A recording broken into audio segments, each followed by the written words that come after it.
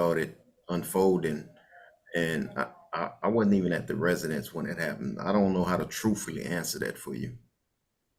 Did you provide her with the curling iron? I mean, you pled guilty to manslaughter. How did she get the curling iron? That was a device that was in the household. Did you have anything to do with her death? No, sir, I didn't.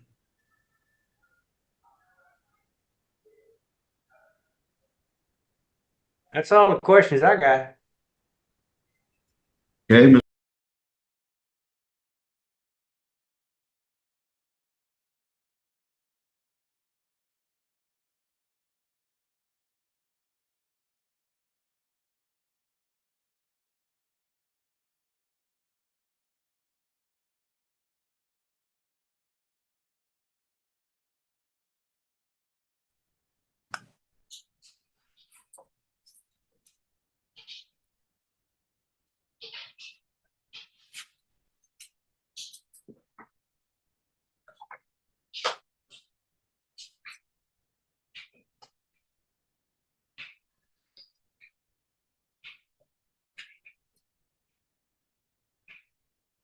Okay, all right, parole board is back in session. It's 9/25/24.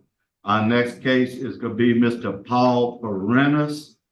My name is Pete Freeman. I'm the acting chair. Along with me is Mr. Prater and Ms. Renatza joining by Zoom. Today, as I stated, we are here for the parole hearing on Paul Perennis.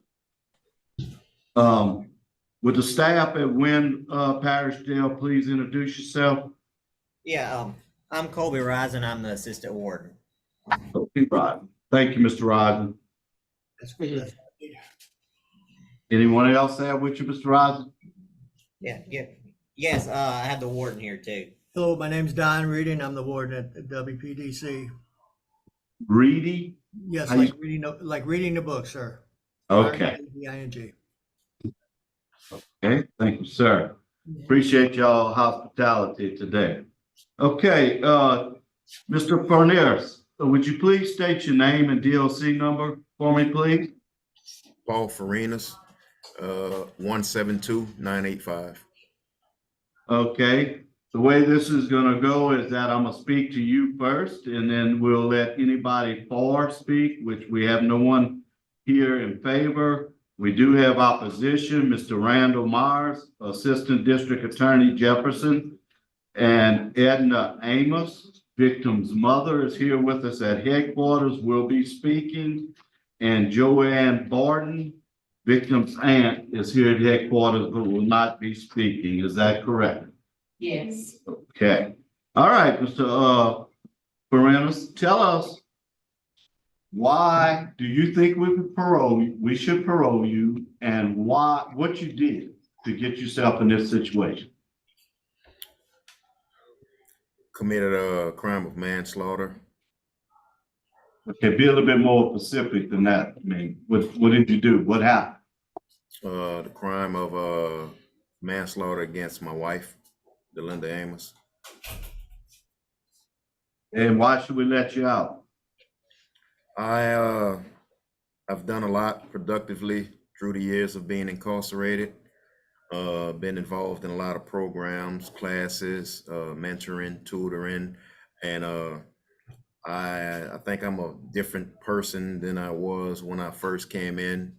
Mindset, way of thinking, compassionate, and I would ask the board to please consider granting me a shot at another chance in society. Okay. All right. First, we'll go to the victim's mother. To approach the podium, please, ma'am.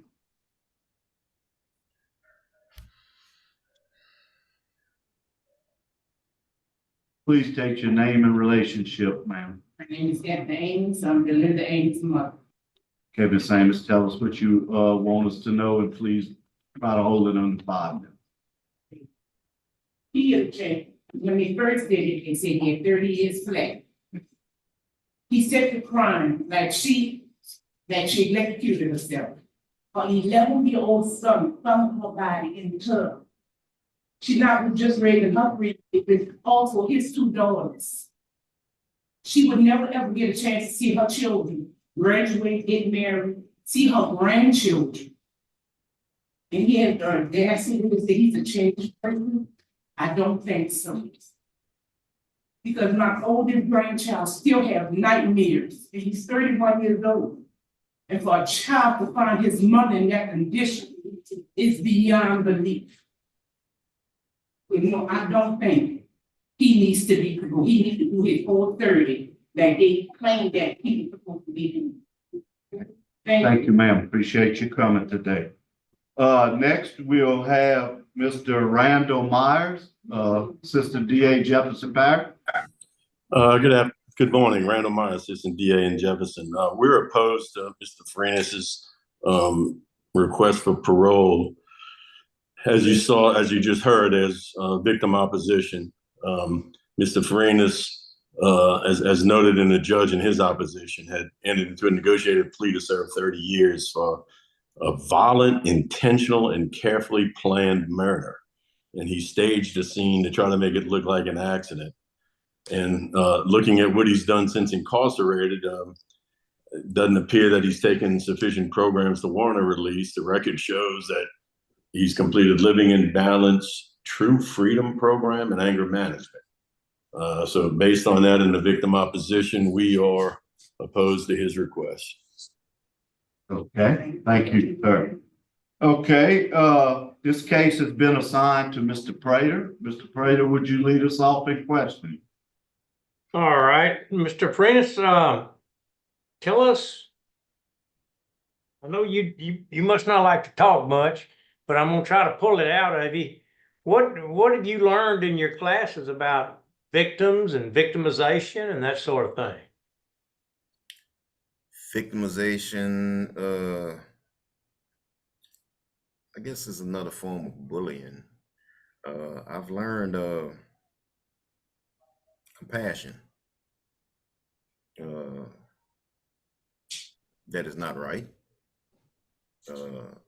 Helping people more, listening, understanding, finding out more about myself. And finding out more about myself enabled me to be able to help others with different facilitating of classes that I've done since being incarcerated. And I've strengthened in them areas since being incarcerated and involving myself with different programs to enable me to be able to speak to you today and stating that, you know, I'm not the same person I was when I first entered prison. Okay. Well, anytime you've been somewhere 20 years, you're not the same person that you were before. You've got some good letters from staff at the prison and the sheriff's office. You got some good letters. You got some victim opposition, DA and law enforcement. You've only served 20 years of a 30-year sentence, and you took a plea bargain. What were you originally charged with? Second-degree murder. Okay. How did let me pull it out of you. How did your wife get the curling iron when she's in the bathtub? To be honest, sir, I wasn't even at the residence when that happened. This is stuff I've discovered through the first stages of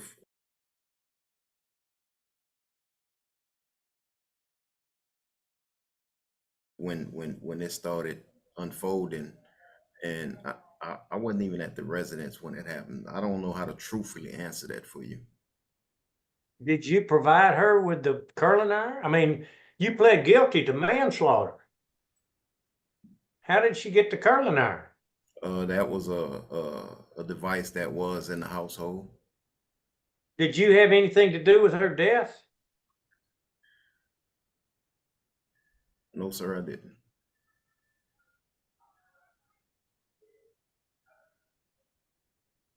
That's all the questions I got.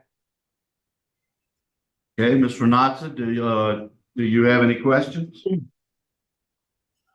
Mr. Farinas, how old were you when this happened?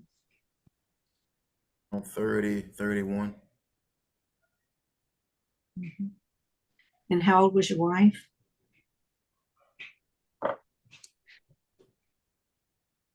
29, How old was your, I'm sorry. 29, I think. Okay. No, I don't have any questions, Mr. Freeman. Thank you. Yeah, I just have one question. I see in the record that you were removed from state police. Is that correct? Yes, sir. And why were you removed from state police? It was a fight with another inmate. And that was in 2015? Yes, sir. That's all the questions I have. Is the panel ready to vote? Yes, sir. Okay, Mr. Prater, it was your case. You'll go first.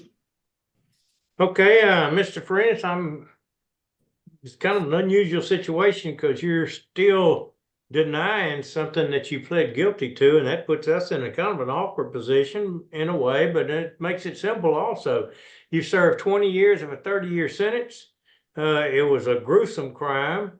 The 11-year-old could have been electrocuted when they found their mom. You don't seem to have a lot of remorse for what occurred, at least not that I could hear, and you have no admission that you had anything to do with it. And so something you just pled guilty to. I have no question of what my vote is going to be, and that is to deny your parole. Ms. Renatza? I agree. My vote is to deny parole based on the negotiated plea and the opposition expressed today. Okay, and my vote is the same due to law enforcement and victim opposition and the plea bargain. Mr. Farinas, your parole has been denied. Good luck to you. Yes, sir.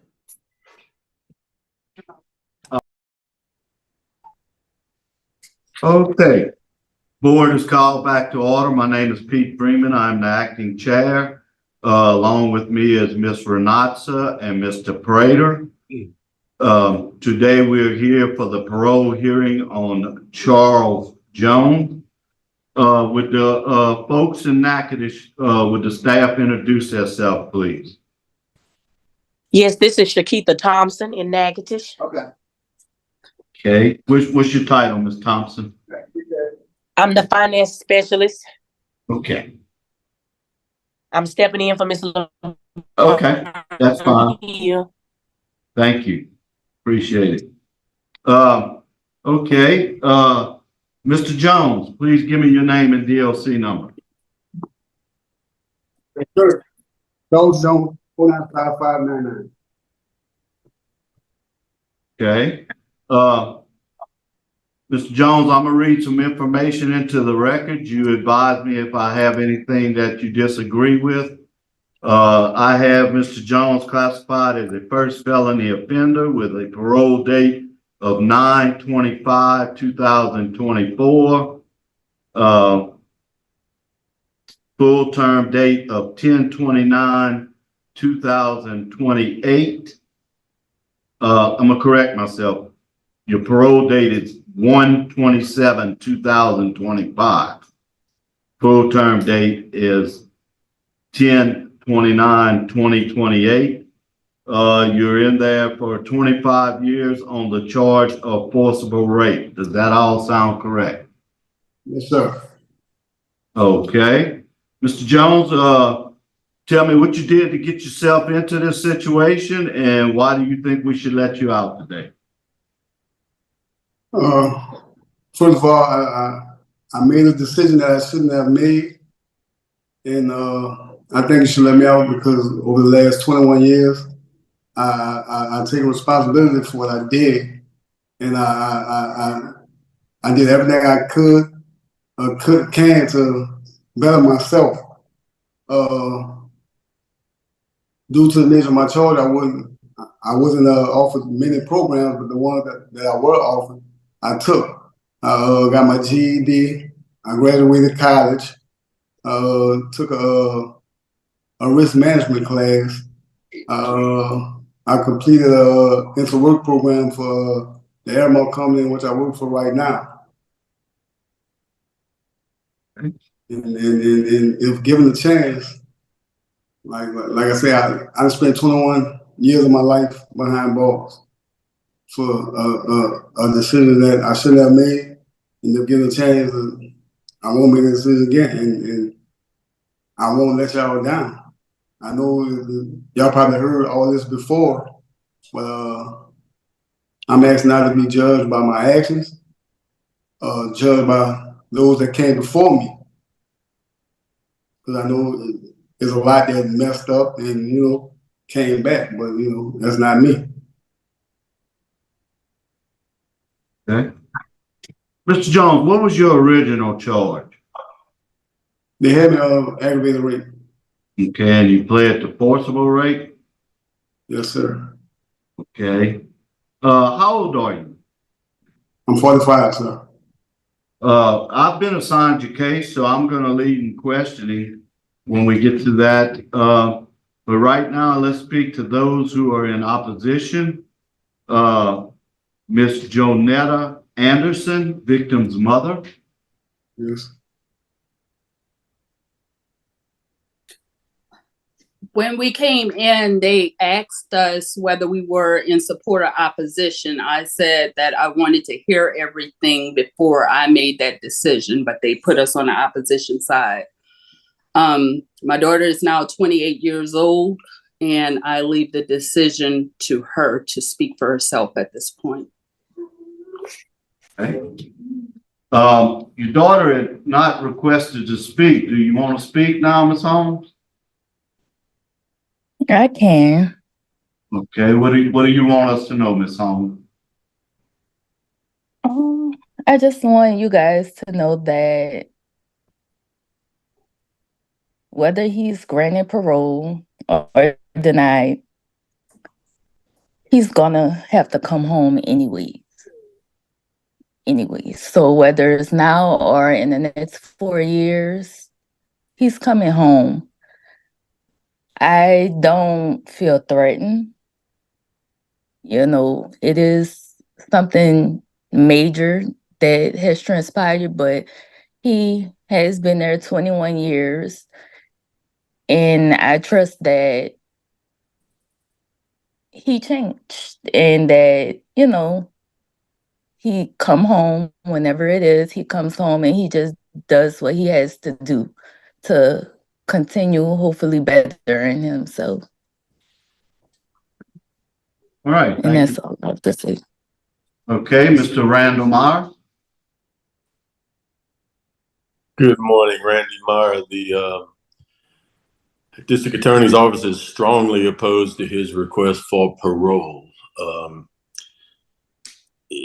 Mr. Jones raped a 7-year-old child. He faced aggravated rape charges and faced at least a life sentence. He pled guilty to forcible rape and was given to 25 years.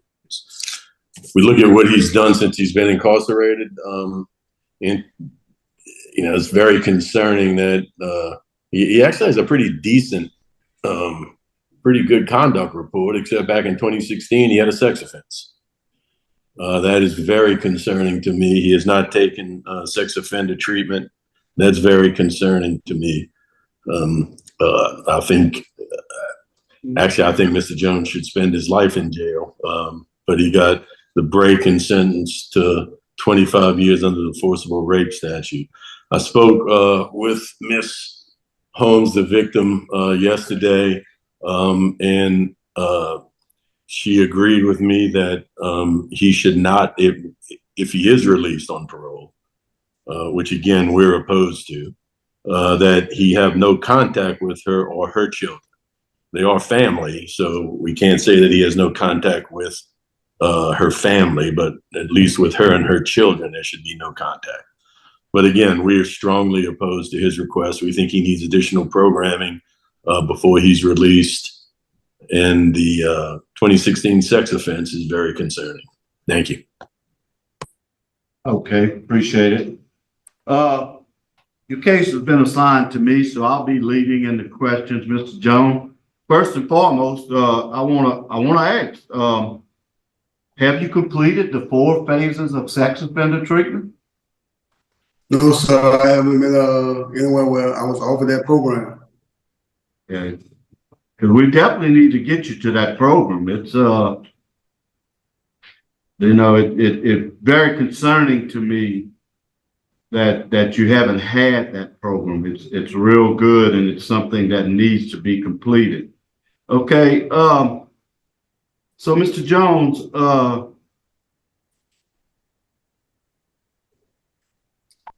do you admit that what went on happened? You did molest Miss Holmes? I admit that I did not rape anybody. Okay, well, how do you explain her getting a sexual disease from you? I was never diagnosed with a disease. Okay. Were there any drugs in your life at that time?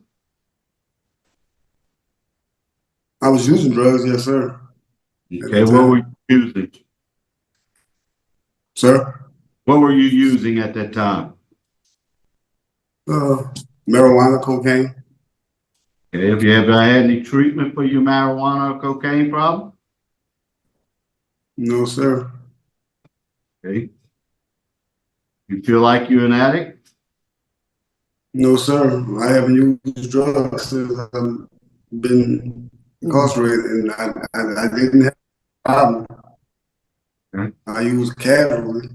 You know, I'm gonna go back to you. So, are you saying that nothing happened between you and Miss Holmes? Is that what you're telling me? I didn't rape anybody, sir. I'm not saying nothing happened. I'm saying I didn't rape anybody. Okay, well, a 7-year-old can't give you consent. Did you have any contact with Miss Jones that was inappropriate? Yes, sir. Sir, what did you say? Yes, sir. Okay.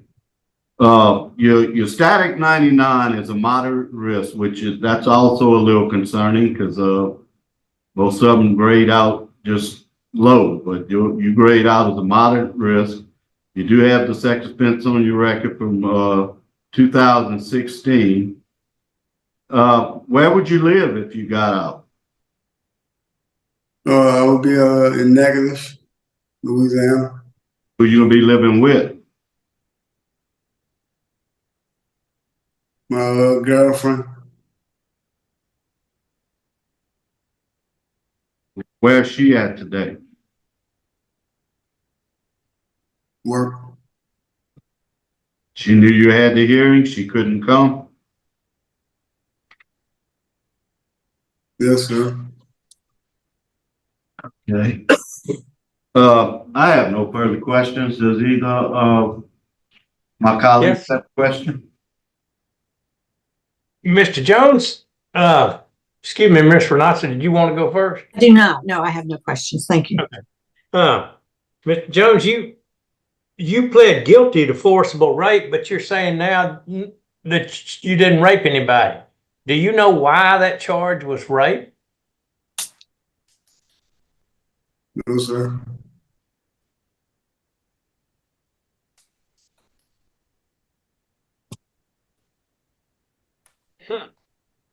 You think you're a sex offender? I was charged with sex offender, yes. Are you a sex offender? Yes, sir. I was charged with sex offender, so yes, I'm a sex offender. Dad, I want you to hear. I want to hear it. I want you to answer without saying what you was charged with. Are you a sex offender? Yes, sir. How many times did you have a sex with this 7-year-old? Damn, one time, sir.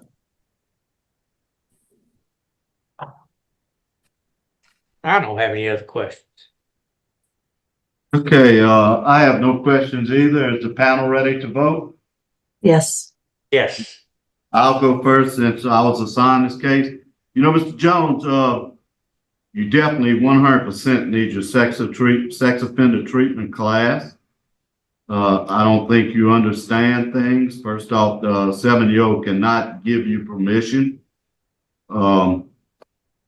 So my vote today is to deny. No sex offender treatment, your history in 2016 and your moderate risk on your sex offender static 99, along with opposition from law enforcement. My vote today is to deny. Mr. Knoxon? Yes, Mr. Jones. There has also been opposition expressed by law enforcement and the Attorney General. So based on that, my vote today is to deny your parole. Mr. Brady?